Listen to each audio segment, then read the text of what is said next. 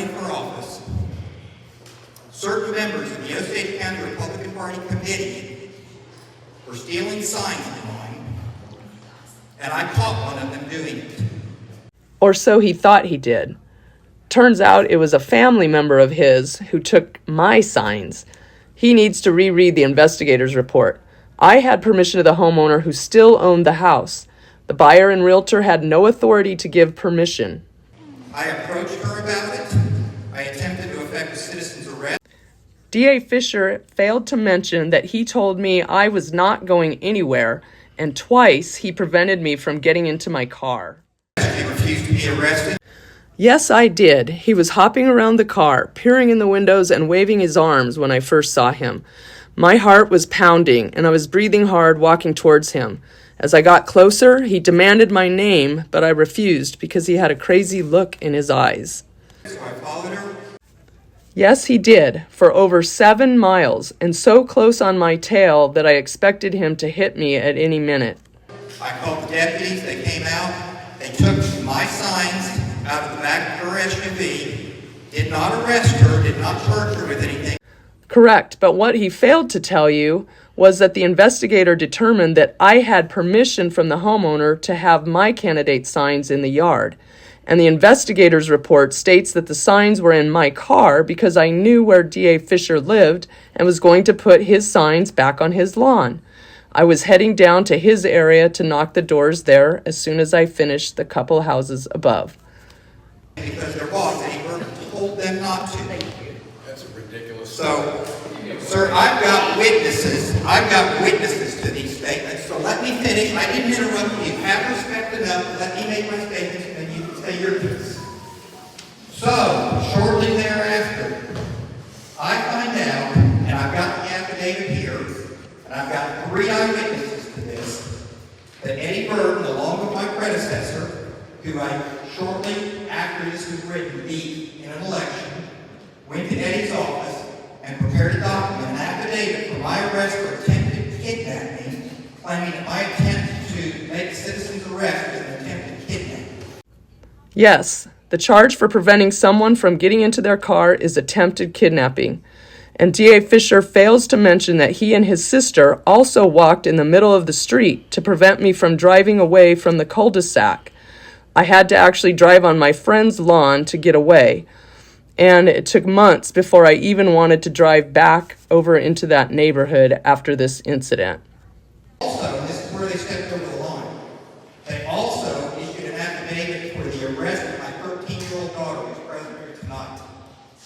That, ladies and gentlemen, is way over the line, and I've got the affidavit to prove it, and I've got 3 eyewitnesses, including the man who Eddie Burton told to sign the document, and who, thank goodness, is a good Christian man, said, no, I will not falsify an affidavit. And he walked away from the sheriff's office because of that. So Mr. Upton can say whatever he wants. I actually have the documents. Anyone who wants to see them, you're welcome to come up, and I will show them to you. And at the appropriate time, if we need to go to court, I've got witnesses that are prepared to testify to this. Okay? This is 2019. We're in 2024. I have 2 jobs. I stopped work to come here to listen. I'd like to get on the point. We don't care what happened to you with the sign back in 2019. If D.A. Fisher had refreshed his memory by reading the report, he would know that the investigator inserted his own opinion in one section. My background is a bachelor's and master's degree in science. Reporting the facts versus opinion was drilled into my head. The investigator's role is that of a scientist, reporting only the facts. And I remained quiet for 5 years. How about me? I've stayed silent all these years waiting for justice. Sheriff Verdon has tried and is still trying. The DA, who was originally assigned this case by the AG, chose to sweep it under the rug. Multiple judges have recused themselves or stalled in cases involving this incident. Because I told Eddie it doesn't do anyone good. And I respect her opinion, but I have to say something because he's the one that brought this up. Was he asking questions? This is the problem. This is the problem. The people that are on Mr. Verdon's side and Mr. Beeston's side and Ms. Flatt's side, they want to make accusations, but if anybody calls them out on They say, get on with it. We don't need to talk about that. Let's not discuss that. Let's talk about what's going on today. Well, they're not doing it. Look at Facebook. They're not doing it. Mr. Fisher, did you have permission to put your signs in that yard? I did, yes, ma'am. And wasn't that clarified when the sheriff or whoever pulled the person over that you would not let leave? No, But she had permission to put the signs in that yard. And your correct. minor child took the signs out of the yard, right? No, she did not. She put That's them why in. your minor The daughter. mistake is correct.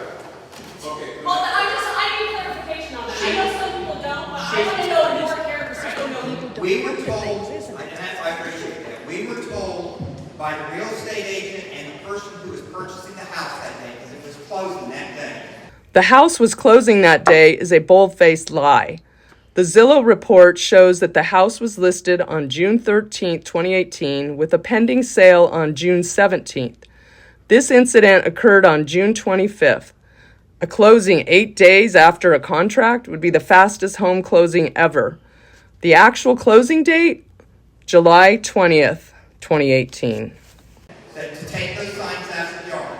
We took them, we threw them in the trash right there in the yard. That's not larceny. You can ask Charlie Cartwright or Joe Lucas, they're next to you, they're former deputies. That is not larceny. Larceny is taking property from someone with the intent to deprive them thereof.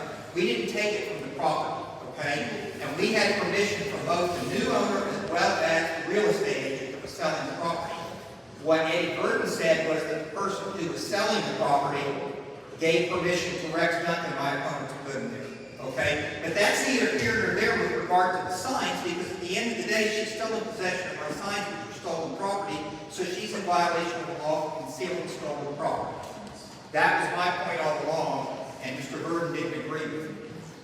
Now, So, after hearing this story, was the behavior of D.A. Fisher that of someone who should be the top prosecutor in the county?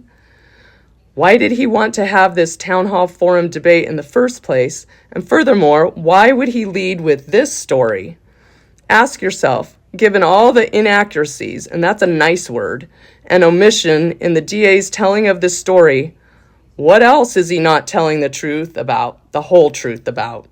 And lastly, why is he endorsing, supporting, offering to deliver signs, and working so hard to get his chosen candidate elected in this primary?